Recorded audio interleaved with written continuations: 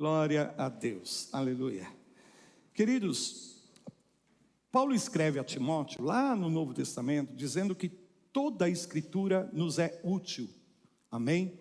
Tudo aquilo que está escrito na palavra de Deus é útil para nós e serve para a nossa instrução, para a nossa capacitação, a fim de que nós possamos estar prontos, preparados para toda boa obra.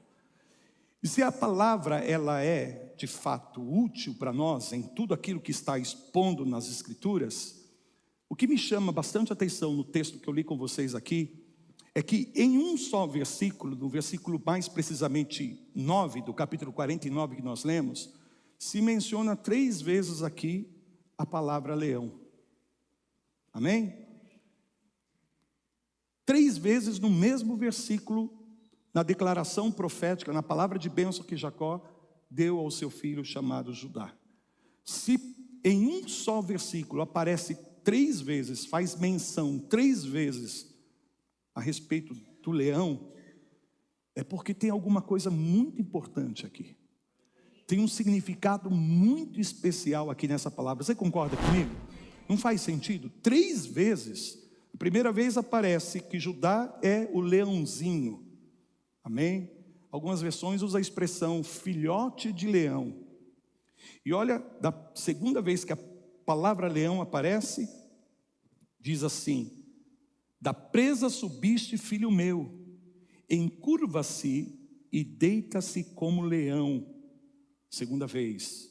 E como leoa, amém? Para que as irmãs não fiquem de fora. Aleluia. E como leoa, quem o despertará? Depois do versículo 10, você vai entender essa profecia. O cetro não se arredará. Cetro é o instrumento de governo, de autoridade que o rei carrega nas suas mãos. Todas as vezes que ele vai julgar, todas as vezes que ele vai legislar, todas as vezes que ele vai fazer decretos, ele faz por meio do seu cetro, que representa autoridade, que representa poder. Então ele está dizendo aqui, nem o bastão, que é a menção da mesma expressão aqui, de entre seus pés, até que venha Siló e a ele obedecerão os povos. E aqui faz menção, é uma palavra profética que se refere ao Senhor Jesus Cristo. Então, observamos aqui 3 vezes a palavra leão. E sabemos que isto é uma profecia que vai se cumprir na tribo de Judá, como eu disse, porque a tribo de Judá se torna a linhagem real. E Davi é um dos principais reis dessa linhagem real. Por isso que mais tarde Jesus é chamado de filho de Davi, fazendo menção exatamente à autoridade que ele tinha para assumir o trono de Judá, o trono de Davi, porque ele era descendente direto, natural. Está falando de algo natural, amém? Ele era descendente natural de Judá, de Davi. Então, quando essa profecia é estabelecida, veja, muitos anos antes de Jesus vir, fazendo menção justamente a respeito da posição de Jesus como Rei dos Reis, como Senhor dos Senhores, que ele viria para reinar e que todos os povos a ele obedecerão. Isso nos faz lembrar daquilo que Paulo diz, que quando Jesus se humilhou, deixou a glória do Pai e veio estar aqui entre nós na condição de homem, e na condição de homem ele se humilhou mais ainda, se tornando servo, amém? Porém Deus o exaltou, ele deu um nome acima de todo nome, para que ao nome de Jesus se dobre todo joelho, nos céus, na terra e debaixo da terra, amém? E confesse que Jesus Cristo, e toda língua confesse que Jesus Cristo é o Senhor. Então aqui está falando justamente sobre Davi, sobre Jesus e sobre todos aqueles que iriam assumir o trono de Davi, porém sabemos que isso se cumpriria na pessoa de Jesus quando ele se estabelecesse. Veja, não foi realizado isso na sua primeira vinda, por isso nós sabemos que Jesus virá novamente. Na sua primeira vinda ele vem na qualidade de cordeiro, ele vem para se sacrificar, amém? Ele vem para pagar o preço da nossa salvação. Então aí ele é o Cordeiro de Deus que tira o pecado do mundo. E esse é um aspecto que a gente encontra em Jesus, que faz menção exatamente da sua humildade, amém? Da sua entrega, da sua disposição de servir, de pagar o preço para que eu e você pudéssemos ser salvos. Agora, o que acontece é o seguinte, amados, ele não é só o cordeiro, ele também é o leão. Se você abrir a sua Bíblia comigo no livro de Apocalipse, eu convido você a ir aí comigo, nós vamos de um extremo a outro na palavra nessa noite, amém? Saímos de Gênesis, o primeiro livro, e nós vamos ao último livro, que é o livro do Apocalipse. Vamos lá, capítulo 5, amém? Olha o que acontece aqui no versículo de número 4. E eu chorava muito. Estão comigo? Amém? E eu chorava muito, porque ninguém foi achado digno de abrir o livro, nem mesmo de olhar para ele. Todavia, um dos anciãos me disse: não chores, eis que o leão da tribo de Judá, a raiz de Davi, venceu para abrir o livro e os seus 7 selos. Digam glória a Deus. Este é o momento em que Jesus está chegando nos céus, depois da sua obra consumada na cruz, amém? Depois do terceiro dia ele ressuscita, ele sobe ao Pai para apresentar o seu sangue e depositar no tabernáculo celestial esse sangue como a marca da nossa salvação. Ele regressa para estar com seus discípulos por mais 40 dias e depois ali em Atos capítulo 1, ele é tomado entre as nuvens e levado até os céus. E quando ele chega nos céus, o mesmo João que em Atos viu Jesus subindo desde uma perspectiva terrena, agora porque ele está na dimensão da eternidade, por causa da revelação do Apocalipse, ele vê Jesus chegando nesse momento nos céus e sendo recebido na glória eterna, amém? Por isso que a palavra diz aqui, ó, e eu chorava muito porque ninguém foi achado digno de abrir o livro, nem mesmo de olhar para ele, amém? Ninguém foi achado digno. Porém, no versículo 5, todavia, um dos anciãos me disse: não chores, eis que o leão da tribo de Judá, a raiz de Davi, venceu. Amém? Venceu. Ele tinha acabado de consumar a sua obra na cruz, aqui na terra, e agora ele sobe aos céus para ser recebido em glória. E neste momento em que ele se apresenta nos céus, os anciãos declaram: eis aí o leão da tribo, não é o cordeiro, amém? Agora é o leão da tribo de Judá, a raiz de Davi. E qual é a marca? Venceu, venceu. Não chores mais. Essa é a palavra de Deus para a tua vida. Quer dizer, acabou o choro, porque Jesus venceu. Por isso que ainda que agora nesse plano terreno eu e você possamos chorar por algum tempo, o choro dura apenas uma noite, pois a alegria do Senhor vem no nosso amanhã. Aleluia. Bendito seja o nome do Senhor. Agora veja o versículo posterior, versículo de número 6, continuando, amém? Então vi no meio do trono e dos 4 seres viventes e entre os anciãos, aqui João dando esse testemunho, de pé um cordeiro, diga aleluia, como tendo sido morto.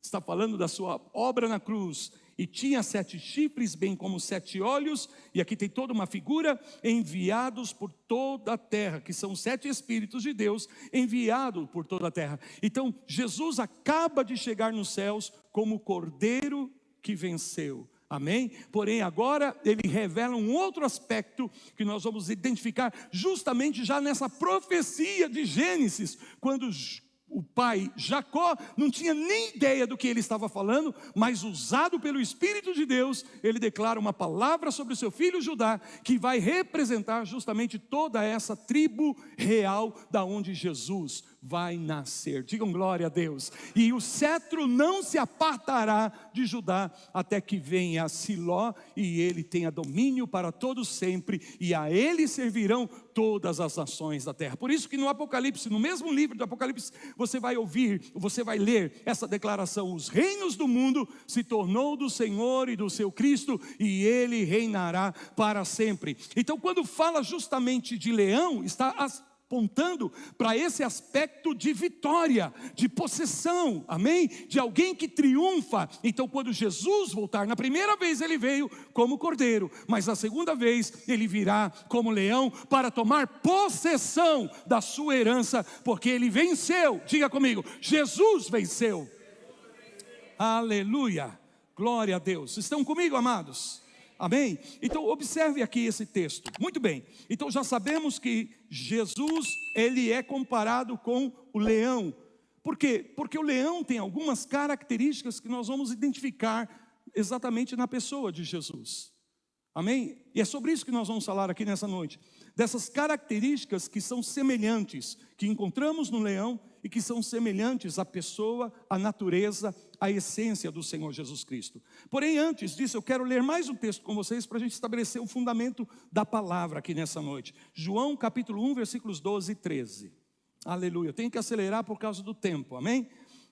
Evangelho de João, capítulo 1, versículos 12 e 13. Diz assim, ó: mas a todos quanto receberam, ou seja, receberam Jesus, amém? Mas a todos quanto receberam, deu-lhes o poder de serem feitos filhos de Deus, a saber, aos que creem no seu nome, os quais não nasceram do sangue, e nem da vontade da carne, nem da vontade do homem, mas de Deus. Olha que coisa linda, gente. Quando nós somos, às vezes a gente tem o costume de dizer dessa forma assim, o dia que eu encontrei Jesus. Na verdade não fomos nós que encontramos Jesus, foi Jesus que nos encontrou. Jesus não estava perdido para a gente encontrar Ele, amém? Nós que estávamos perdidos, então foi Ele que nos encontrou.